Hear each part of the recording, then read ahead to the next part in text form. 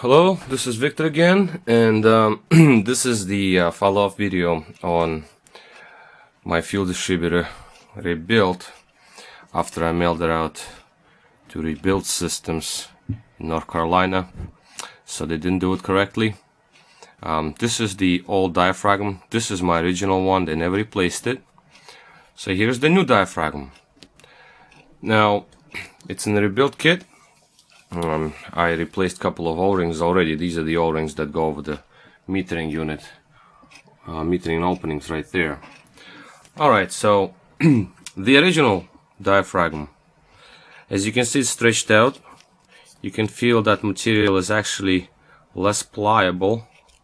It's more like plasticky. It's still soft, more or less. I mean, don't get me wrong, but the replacement diaphragm, on the other hand, is, as you can see, it's like paper, very, very rubbery.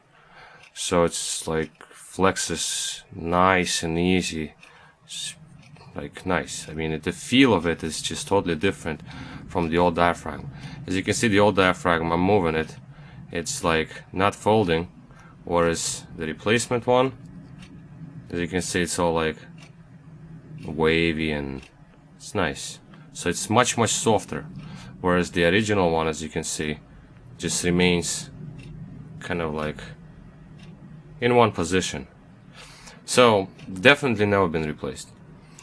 So the diaphragm itself, the manufacturer actually specification, well, the rebuild kit comes with small instructions saying that this diaphragm should be first rinsed with warm water or raw gasoline or something like that. So that's what I did. I washed it with warm water and soap.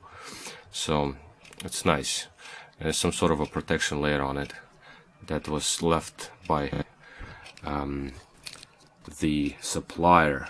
Now you can also see a couple of differences between the two.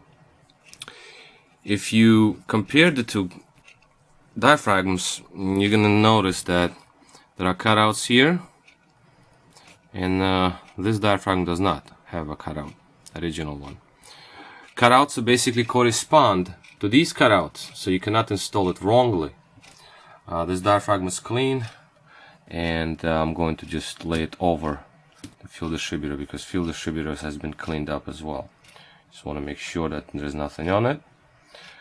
So basically, as you can see, the cutout pattern here on the diaphragm and on the throttle, I mean on the fuel distributor, is the same. So this piece cannot be installed upside down because holes will perfectly line up. Now this is the infamous hole that he said he cut open, which was never done. It just broke when I removed it first time I looked in it. So this is the new diaphragm. You see how it outlines perfectly nice around the perimeter, and also it has little notches here where the case has some recesses and whatnot. So this is a perfectly fine looking diaphragm, so that's what I'm going to use.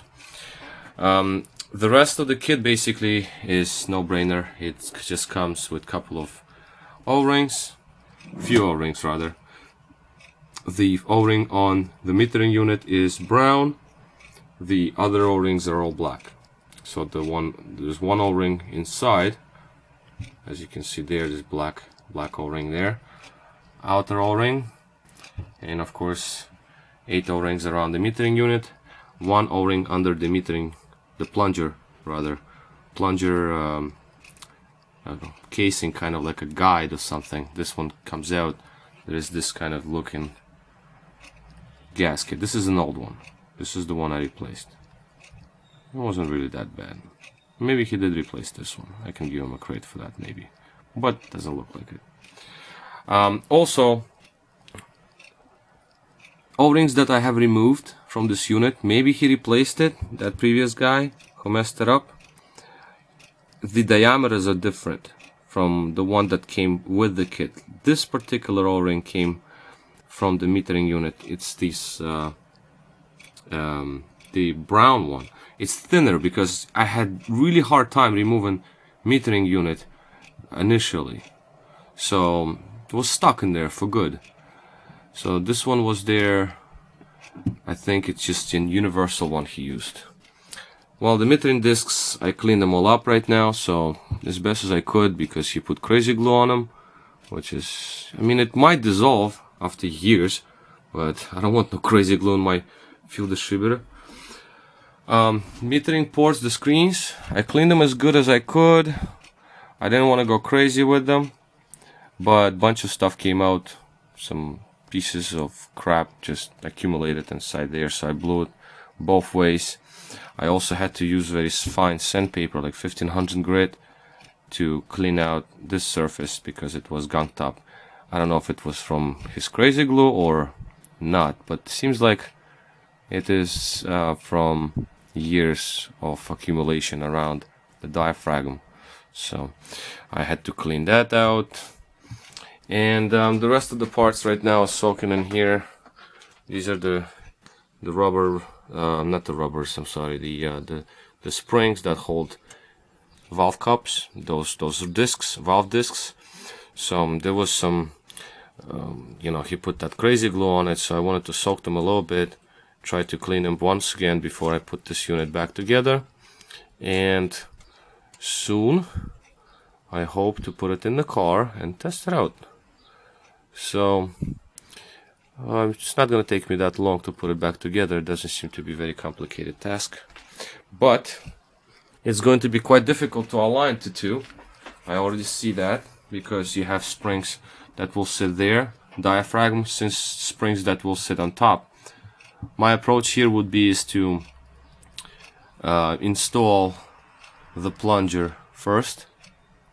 Okay, put it in there first, and then flip it upside down, have all the springs lined up, and then once plunger and the top half of the distributor are joined together, you can just flip it over and lower it on springs, because springs will have to line up with all these recesses. That's the spring for metering disc. Metering disc is going to be basically covering this opening.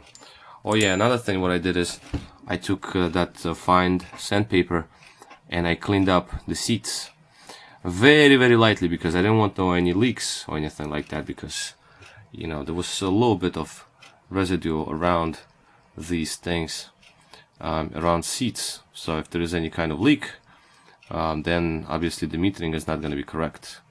So that's what I also did.